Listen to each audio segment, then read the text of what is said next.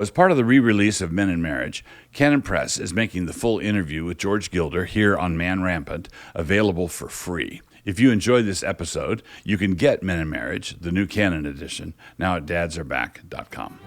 Back when I was young and callow, I was given the great privilege of participating in what is now called cancel culture, long before that phrase was attached to it. Not only so, but I also had the additional privilege of having it be all George Gilder's fault. In the early 80s, I had a weekly cultural and political column for our local newspaper. I was the token house conservative and was uneasily tolerated.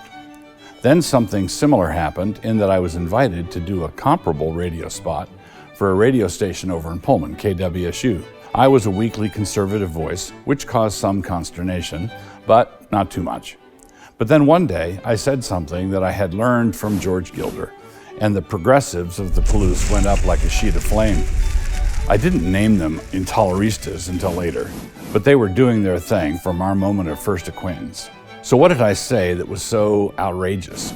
I said that men are by nature dominant and that no society on earth can change that. But if they insist on messing with it, what they can do is arrange to have constructive dominance transformed into destructive dominance. Men can build things or they can break things. In first grade, when the fine motor skills of little girls are about 9 months ahead of the boys, and they are all assigned the task of making precise letters on that wide-ruled paper with the bark still in it, the girls excel. They dominate the classroom within the established institutional rules. Do the boys take this quietly? By no means. They shoot spitballs and tip over chairs. They will be a force to be reckoned with in that classroom. That lasts until the school nurse comes in and hits them all on the head with a chemical rock. So I said, in effect, that women are essential to civilization, and this naturally outraged the feminists. But as I said earlier, this is something I learned from George Gilder. When female sexuality is subordinated to male sexuality, what you get is the ethos of a biker gang or a ship full of pirates. When male sexuality is subordinated to the female, the end result is alabaster cities. This is an affront to feminists everywhere who believe that first-rate women should be allowed to act like third-rate men. And he is that kind of teacher, Gilder is. A number of his concepts are exceptionally sticky. They stay with you. Sometimes you read a book written by some guy and you're glad you did, but you can't remember anything from it a year later. It was nourishing, but it is kind of like trying to remember a bowl of Cheerios you ate 3 months ago. George's books are not about this fact or that fact out there in the world, but rather they are sets of observations that help you to make sense of the world. Another way of putting this is that George is a worldview thinker, and he has this gift of explaining principles. Principles, not methods. And in a world gone mad, we should all be taking special care to attend to every lifeline of sanity we come across.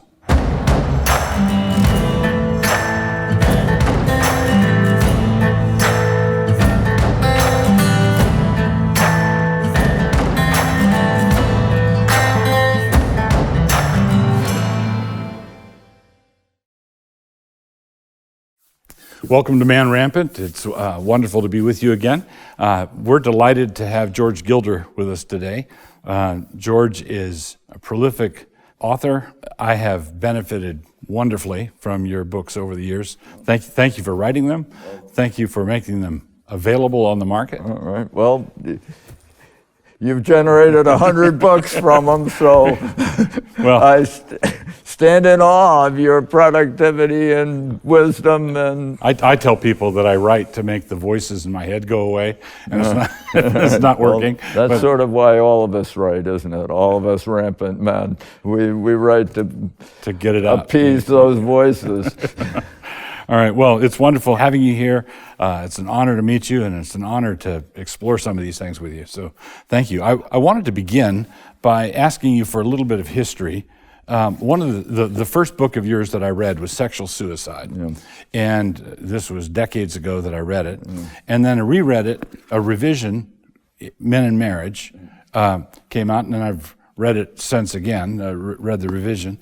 And I wanted you to maybe talk a little bit about just the history, the story of how sexual suicide came to be and the impact it had on you and how it morphed into Men in Marriage. Well, I was, this was before I got married, so I was really preoccupied with sex. Since then, I managed to get beyond that, obviously. Right, everybody.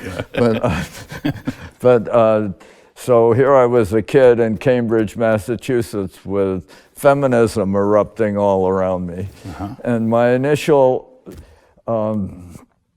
response was, great, this would liberate women to gratify me, was essentially my somewhat callous idea. Then I began thinking about it more deeply, and it became evident to me that these feminists in Cambridge were really ignoramuses, and they didn't understand themselves or the world, and that liberation really doesn't work that way.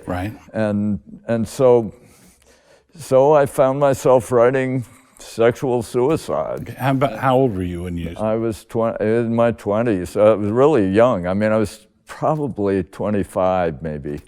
I wrote The Party That Lost Its Head, a political book with Bruce Chapman about the Goldwater years, right after leaving college at age 22. So I was about 25. Okay. And I was editor of the Ripon Forum magazine. I wrote an essay on the daycare bill, the Mondale-Javits daycare bill, which was going to fund daycare for everybody. Everybody. And I defended Nixon's veto. And a lead editorial in the Ripon Forum, which is a liberal Republican magazine of the Ripon Society in Cambridge, Mass. And so it was an unusual act for the editor of the Ripon Forum to support Richard Nixon for anything very much, and to support him vetoing this holy writ of legislation from Jacob Javits and Walter Mondale. Was considered really outrageous. And it was wonderful because the next day, there on the Today Show, were a group of women from the Ripon Society denouncing me and my editorial. And I had never gotten on national television this way. The Today Show was Barbara Walters, the big show of the year, and I thought it was just wonderful. And I'd been trying to figure out for years how to arouse the passionate interest of women, and clearly I'd hit pay dirt with this criticism of the Mondale-Javits daycare bill, which was going to pay for everybody's daycare so women could all go to work. And I said, here the welfare state had driven away the fathers in the black family. And now they were going to take away the mothers as well. And their idea of a perfect liberation was orphanhood. And I thought this was an outrageous idea. Anyway, I was fired as editor of the Ripon Forum. There is still cancel culture way back in the 1960s or whatever it was. And so that was your first act of you hoisted the Jolly Roger with that one? Yeah, that's when I okay. And so how did sexual suicide germinate out of that? I wrote it a lot at Café du Monde in New Orleans, Louisiana, and just generally having a happy time in Louisiana, writing away and appeasing the voices in my head. And out came sexual suicide.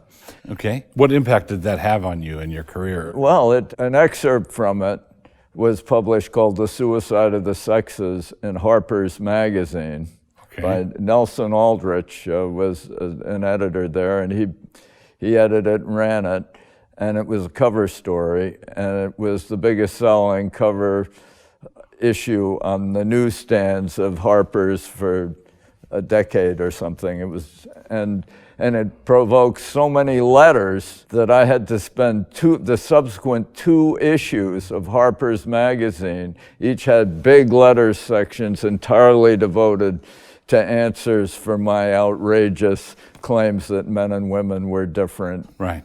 So how many years separated sexual suicide and Men in Marriage? Well, sexual suicide was not as big a success. It was a big success to Scandal, and I got lots of publicity, and I was on all over television, and I debated all the feminists, and I was on the Dick Cavett show. However, that was, I could tell that story, but you probably don't want to hear it. It's sort of a long story, but it was the audience charged the stage with a big group of women from the audience bearing a coffin, and said, I represented all the women killers of the centuries. And he capitulated to this protest movement in the audience and let them come to the stage and interrupt me and give their speech about what a despicable misogynist I was. Right. The result was what was a wonderful launch for my book became a big snarl and confusion, and the book didn't succeed as well. It succeeded. There was a paperback, a Bantam paperback. I got a copy. It wasn't the kind of huge bestseller that was anticipated by New York Times Books when they made it their first book. And there may have been some flaws in the Times as a book publisher. This was their first major book publishing venture. And so, but anyway, I went on and wrote a bunch of other books, and including Naked Nomads, which showed how single men did less well than single women of the same age and credentials. So how could discrimination be a significant factor? Right. And showed that single men were the key problem of every society, unless they were linked to women and thus linked to the future through the wombs of women. Mm-hmm. They really didn't become fully productive men in society. So that was Naked Nomads, which just continued the theme of and then I wrote a book called Visible Man, which showed how the welfare state destroyed the black family. And it was a real, I lived in the inner city to do it, and interviewed lots of men in the welfare culture, and Harvard sociology department adopted it as a text for theirs, and it was regarded to be a great contribution to sociology, and it sold 700 copies in the first year. But I also had signed a 2-book deal, because I also was going to do a blockbuster theoretical book with Visible Man. Right. And that was to be called The Pursuit of Poverty. Okay. And it became Wealth and Poverty. It quickly came clear to me that poverty we will always have with us, as some eminent person said. But what we got to explain is wealth. And so it became Wealth and Poverty. It was adopted by Ronald Reagan as his thematic book for his administration, and became a global bestseller everywhere. I mean, it was a #1 bestseller for 6 months in France. France. And Reichtum and Armut was the German version. It was a bestseller in Germany. I mean, it really was. It took off. It was an amazing experience, and everybody wanted to publish my next book, and I told them my next book was going to be about sex, and they were very excited about that. They thought this was surely going to compound the bestseller into orbit. So Men in Marriage it follows on after Wealth and Poverty. Yes. Okay. So I wrote Men in Marriage. It really is a completely new book. Really, there are a few coincidences which were later added to sexual suicide. But I sent out Men in Marriage to all these publishers. There are 10 of them at least who were bidding for my next book. They all accepted it. They all said, "Oh boy, we're so excited with this, and how much can we pay you?"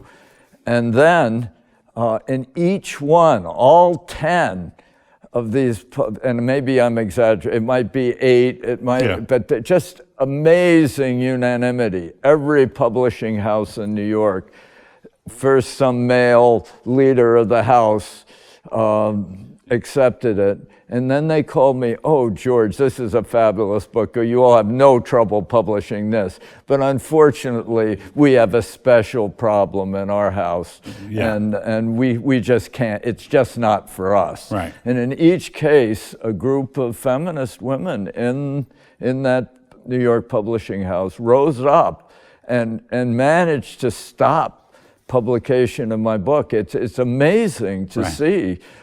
This is way back in the 1960s, and this idea that this is the way the left is. Right. It cannot bear. Cancel culture is a new phrase, but not a new thing. New thing. So, and this happened over and over, and it was the same words. It was just amazing. It was always, "We have a special problem. We have some special feminist women who are in pivotal roles, and they'll resign or something." And so I got it published in the end in Gretna, Louisiana, Pelican Books of Gretna, Louisiana. And it even had trouble down there. The editor, who was the owner of Pelican Books, was very confident that all was well, and he agreed to publish it. But he had to fight. Selmy Frukin was the editor, and he agreed to let a feminist edit it. And so I had quite a struggle. And then Simon & Schuster, which was the basic books published, Wealth and Poverty, but I had a contract for my next book with Simon & Schuster, and which was Spirit of Enterprise, about Idaho. And they said they wouldn't accept this is my next book. They wouldn't let anybody else publish Men and Marriage is my next book, because they had the right to my next book, and they couldn't publish Men and Marriage. So I had to pretend that Men and Marriage is a reprint of Sexual Suicide. And I renamed chapters so it looked like, a lot of the chapters have it pretends to be a rewrite of Sexual Suicide. And it confused a lot of people, but it actually, if you read it's a new book. It's all new stuff. So I should refer to something I mentioned in the opening monologue for this, but cancel culture was going on back then, because for beginning, I think in 1980, I wrote a weekly column for our local newspaper, and then I was invited shortly after that to do a weekly radio commentary for KWSU in Pullman, a public radio station, and people were not thrilled with that. But one day I said some things on air that I learned from you. And some of the local feminists went up in a sheet of flame. And I found myself... you were a murderer. I was frog marched to the door. To ignite these poor women on a flame was really, the act of a rampant man. Well, so here's the thing about that. It used to be that a vile person was someone who did vile things. Now we live in an era where a vile person is someone who causes other people to do vile things. That's a good point. Right? So if I say something like boys and girls are different, and the rioting starts, then I'm vile, because I precipitated all this violence. And so consequently, the vile reaction can always be arranged. Right? All they have to do is get somebody whipped up, and then you're ostracized. George Soros can help. Yeah, they have pallets of bricks delivered and whatnot. So I said on the radio that basically, in the nutshell argument that I learned from you was that men are dominant. Men are dominant, and the only thing we can do by how we arrange our affairs is determine whether that dominance is going to be constructive or destructive. Right? We can configure our laws in such a way as to make the inescapable dominance of males into a really bad thing. Or we can arrange it where their dominance is invited and made positive, where men build things instead of break things. Yeah, that's very well put.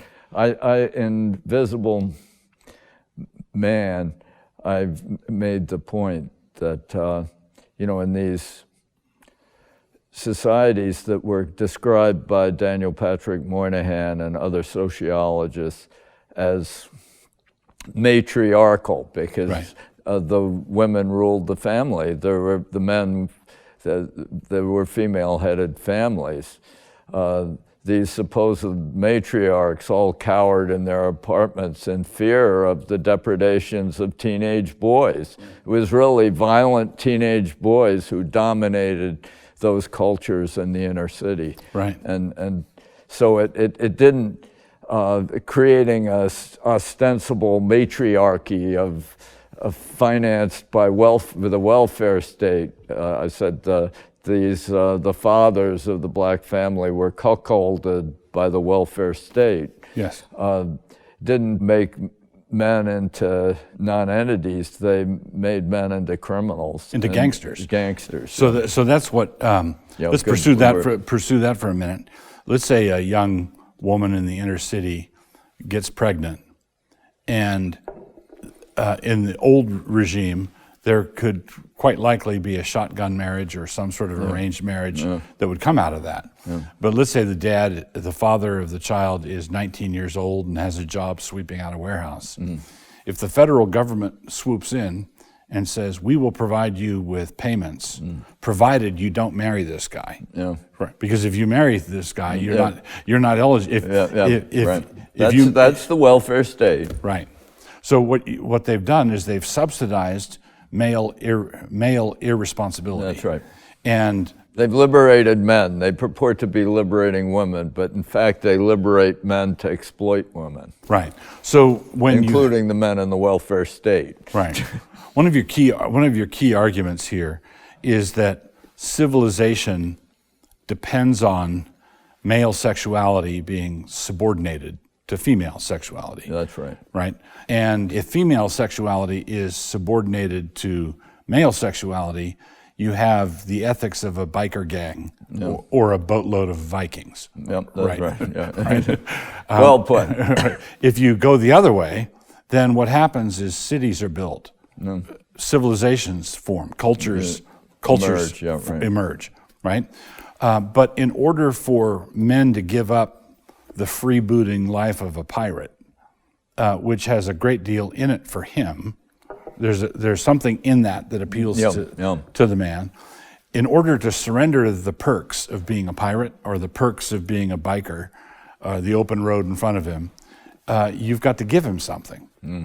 Right? In any negotiation, both sides negotiate, both sides surrender something, and what the community surrenders, what the community gives the man, is a constructive role to play, something to do. Is that a fair representation? Well, it's a fair representation. I don't stress. I mean, that's a negative way of seeing it. I mean, it's a perfectly legitimate and true statement. I prefer to say that the man submits to the futurity implicit in the woman's body, that the man's only link to the future passes through the womb of a woman. Without the fully enthusiastic cooperation of the woman, the man cannot have children, and thus he's biologically stranded. Right. And he becomes, without any stake in the future, anybody who can know him and call him father, he becomes a gangster, as you put it, or a predator, or else a pathetic member of one of the underclass sexual minorities. Either hopeless or ruthless. Right. So I wanted to read you just a few. In one sense, I'm asking you to stand by things you said in 1986. It may be Prumi Selkin in some cases. Right. But most of she was fine and she cooperated. But you know, I had to fight through for a number of key points. So you're quoting Stephen Goldberg. Is he the Inevitability of Patriarchy? Yeah, he was a friend of mine who wrote The Inevitability of Patriarchy. So as Stephen Goldberg has remarked, masculinity in the modern era is treated like sex in Victorian England, a fact of life that society largely condemns and tries to suppress, and that its intellectuals deny. Yeah, that's right. Right. And as I add, I think after that, while everybody denies it, the whole society is just convulsed with its various ramifications, such as crime or violence or guns or fast cars or whatever the manifestations of men rampant happens to be in a particular time. You say at the beginning of the next paragraph, the result is a society that at once denies the existence of natural male aggressiveness and is utterly preoccupied with it. Yeah. And so you see things like celebrities, movie actors, releasing little commercials against guns, while all of them have made movies that have a gunshot every 30 seconds. Absurd with their total failure to understand guns. I mean, my view is that the usual gun-happy super pick is a fantasy. Right. It's a comic book. It's a male fantasy of guns going off everywhere without hurting anybody, and it's sort of the Hollywood paradox. Right. So you also say a little later, most men and women know at heart that masculinity is no myth, that marriage largely depends on it, and that civilization depends on marriage. So you've got a stacking. Civilization means that marriage is essential, but in order for marriage to cohere, you've got to have an honored place for masculinity. Right. That's correct. So rather than, so let's go to a phrase that's thrown around a lot today, which is toxic masculinity. It seems to me that the toxicity of masculinity is seen most clearly when it's absent. Yeah, that's a good point. So when fathers disappear from the inner city, well, the results are toxic masculinity. It's toxic masculinity is long gone. When you say, we've already touched on this, but you say at the beginning of chapter 1, and it's interesting, the chapter 1 is entitled The Necessities of Love. And quite a lot of that was in sexual suicide. Right. And it's interesting to me that in your book, Knowledge and Power, the last chapter is basically on free markets and love.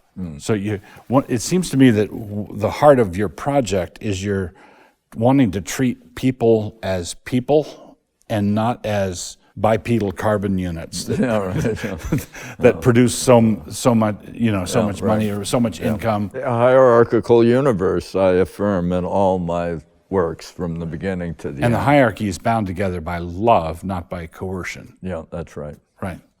You say at the beginning of this chapter, the crucial process of civilization is the subordination of male sexual impulses and biology to the long-term horizons of female sexuality. Right. So let me summarize this and tell me if you would state it differently or fix it. But a man's sexual cycle is very short. Right? It's from arousal to climax. A woman's sexual cycle is from arousal to when the kid graduates from college. Right.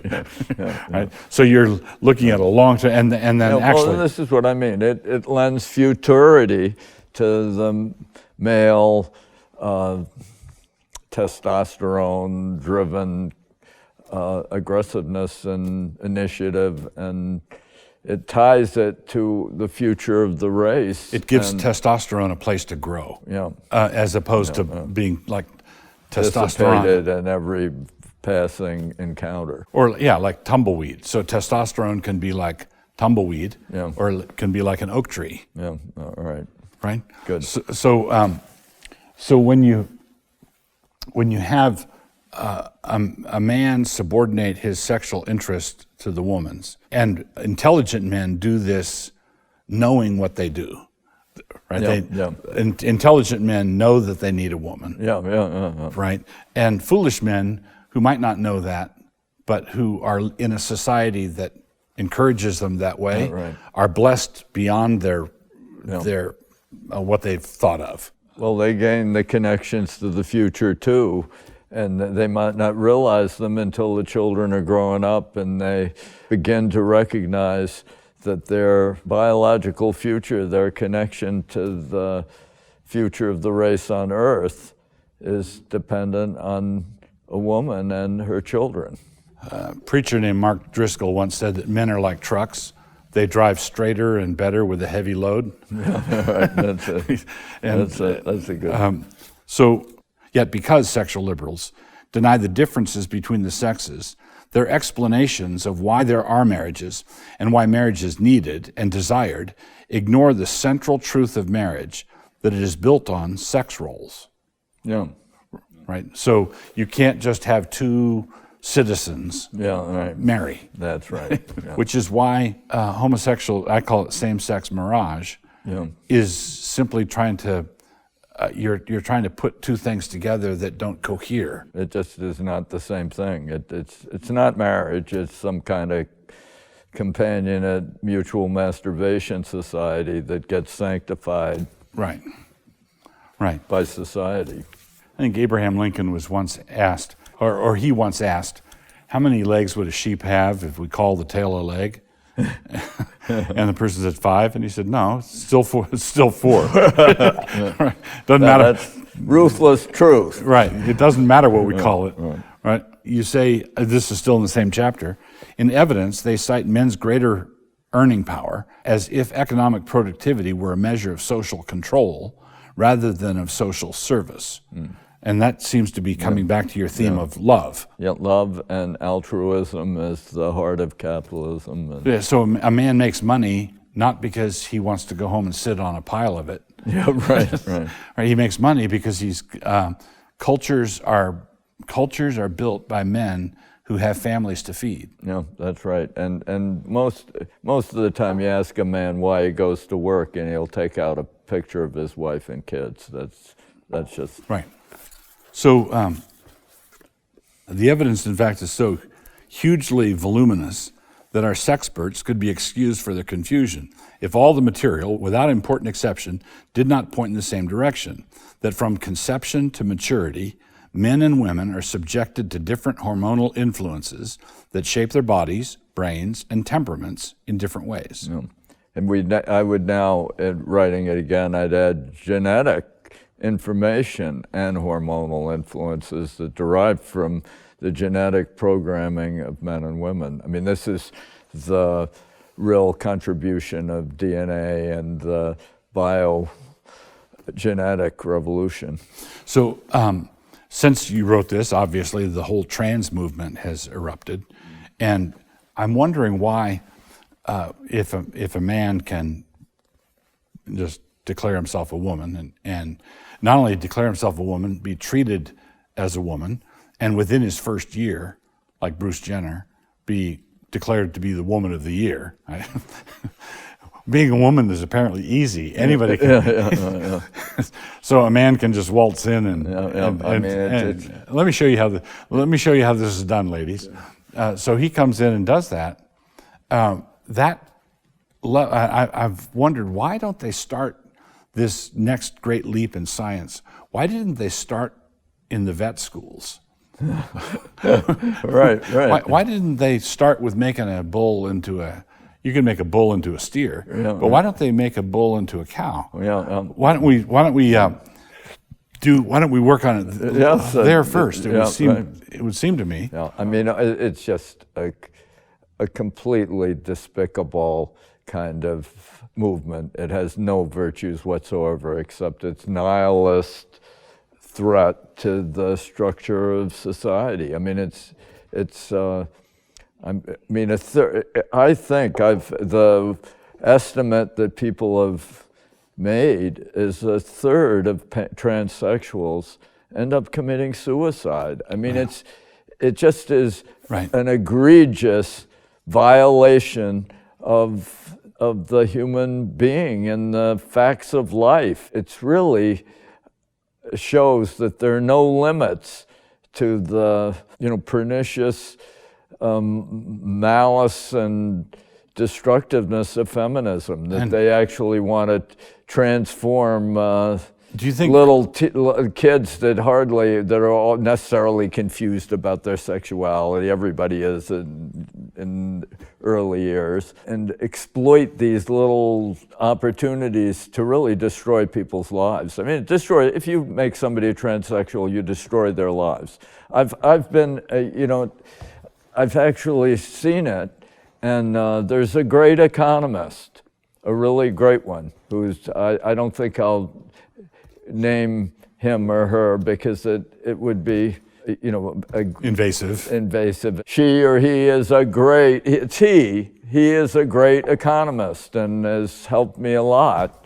And I've been on panels with the so-called her, and the poor person is just hopeless. She can't talk, she's shaking, it's just a miserable thing to see, and she's killed her. She killed herself. Destroyed herself. It was a form of suicide to destroy her male character, identity, and impose some totally spurious, hormonally fostered fake femininity. Right.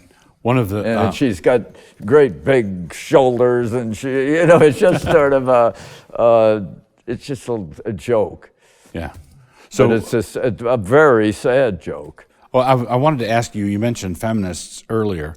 I know that there's been some conflict among some feminists. Some feminists are entirely on board with the whole revolution. The entire sexual revolution.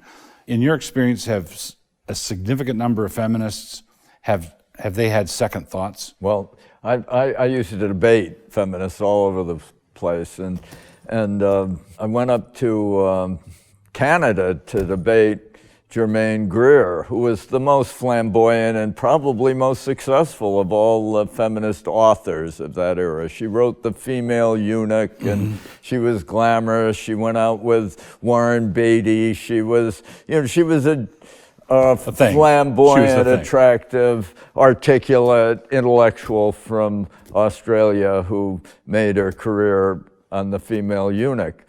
I had to debate her in Canada, and we debated, and I sort of figured I'd won. But anyway, but she then invited me out to dinner, and I was happy to go out to dinner with Germaine Greer, and we went up to the rotating restaurant on the top of Hyatt or whatever it is in Montreal, Toronto, I can't remember where it was. And then she took me, afterwards, she invited me back to her hotel room. And so I went back to her hotel room, and we talked, and she said she wanted to show me something. And she reached below her bed and brought out a little box. And it was full of baby clothes that she had crocheted, I believe, or in some technique. They were beautiful little baby clothes. And she not what you expected? Not what I expected. And she told me, this was what she really felt.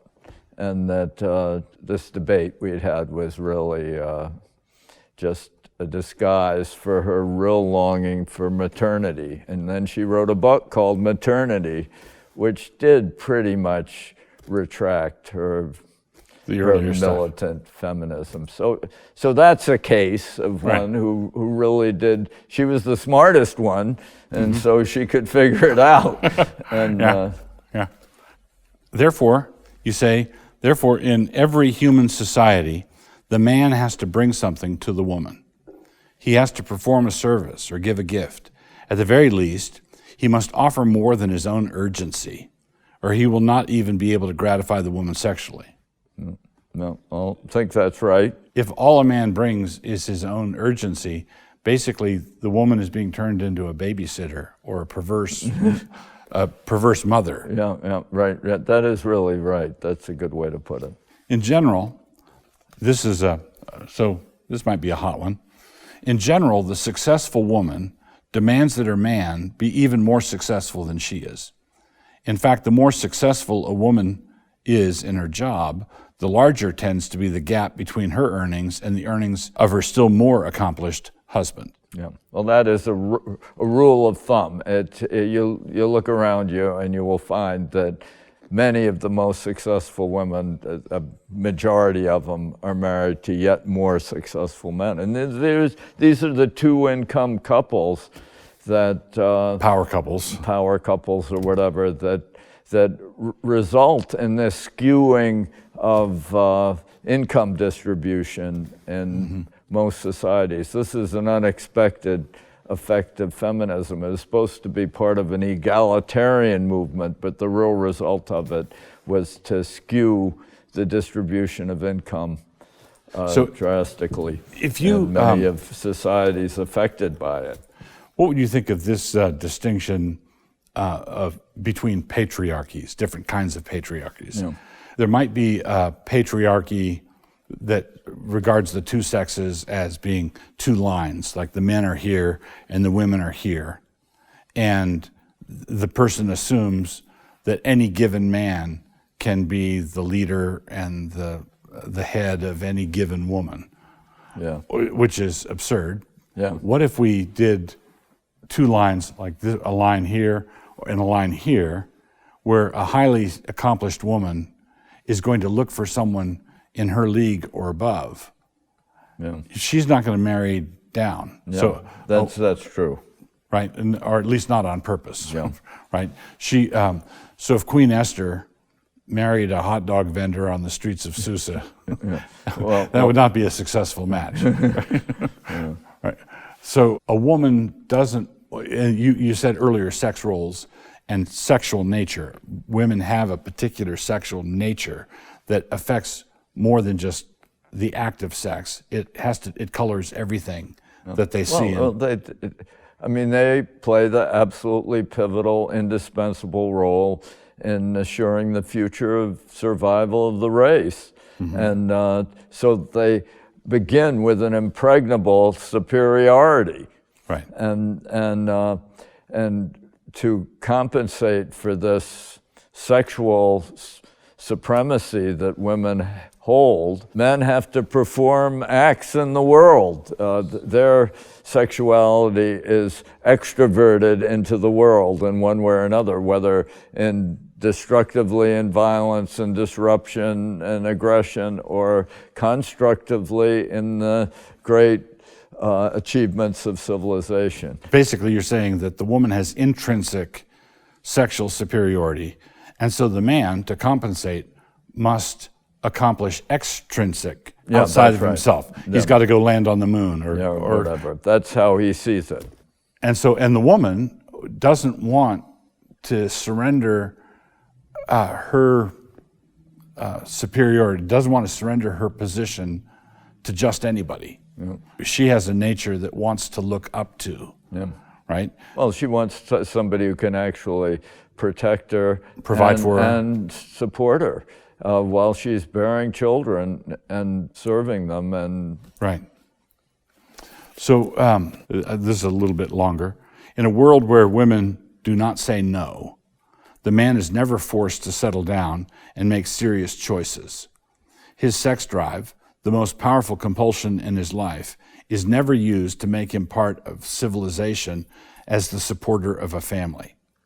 So when I got married in 1975, I think the average age of marrying was around 22.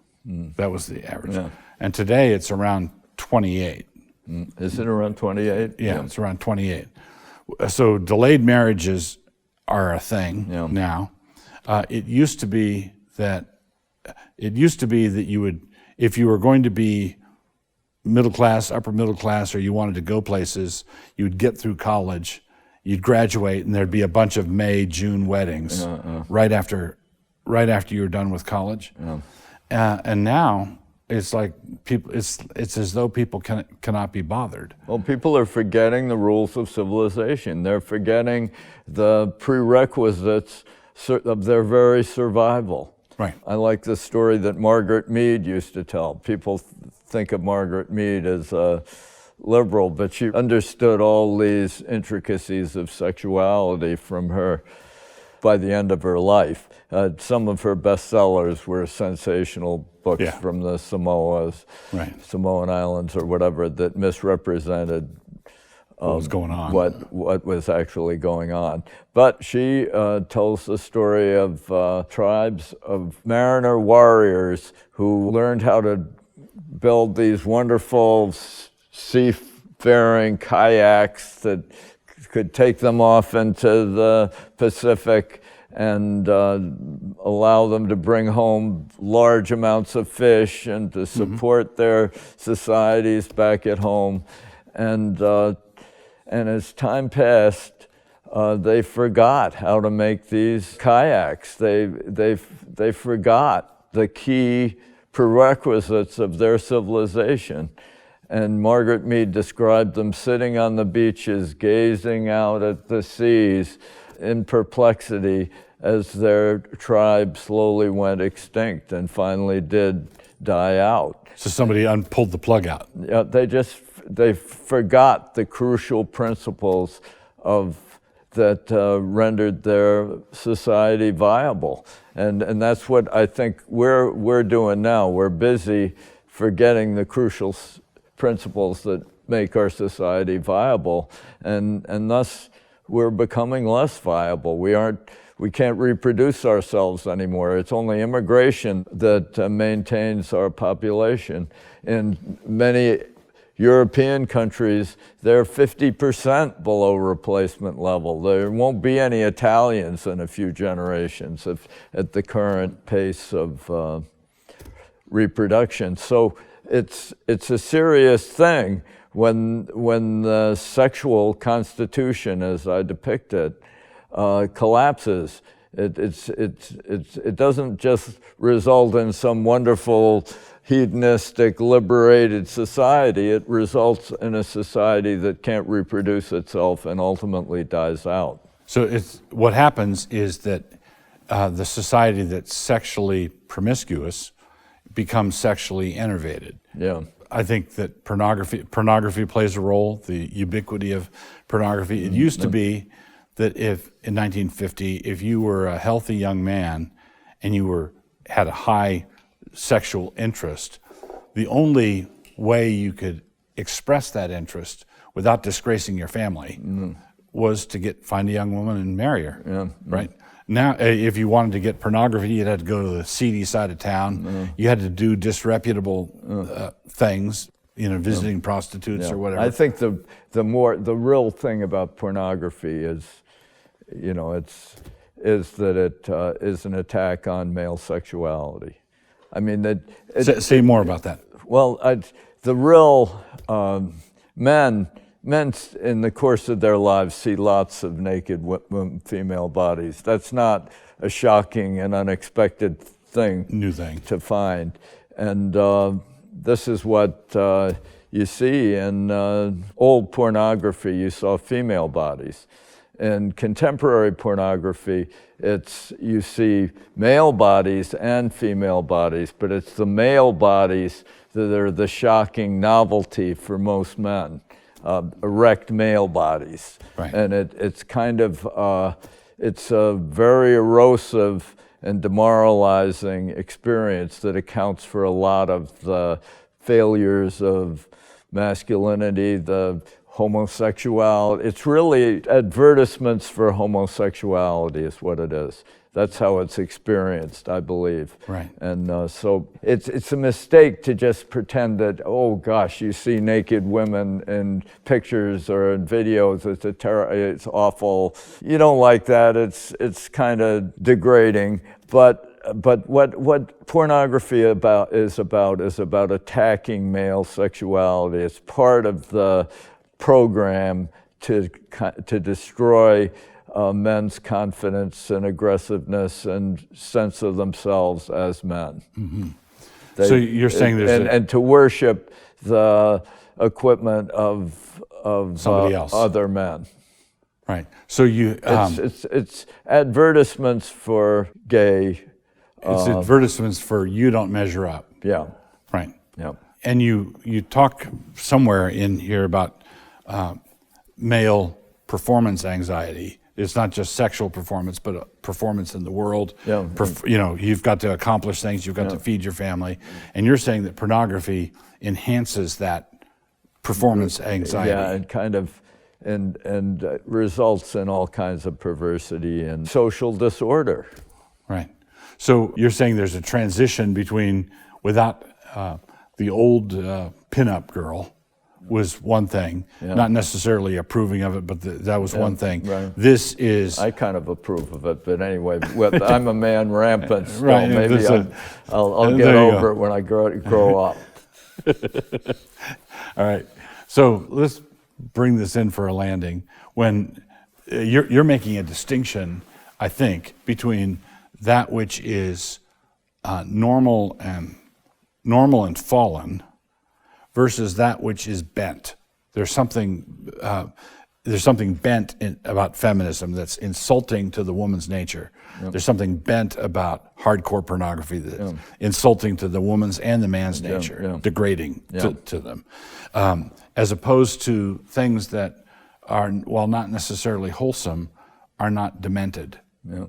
Is that a fair statement? This is a huge topic, but it's one that I would encourage all the viewers of this program to study, research, because these are the issues that are currently tearing our culture down. Our civilization is being torn apart by the failure of traditional believers to understand the play that's being run. And I can't do more than to commend Men in Marriage by George Gilder. This is a prophetic, insightful, far-seeing book. I thank you for writing it. Thank you very much for this conversation. You guys could probably publish it again if you wanted to. You think so? I don't know whether, maybe Pelican clutches to it. I really don't know how Pelican Books is doing these days. Well, it's still kind of in print, I think. I think you can get the paperback. You can get it on Amazon. It's certainly on Kindle. Right. And so it still can be purchased. Well, which is something for a book that's 50 years old. Yeah, that's pretty good. That's pretty good. Thank you very much. Thank you so much.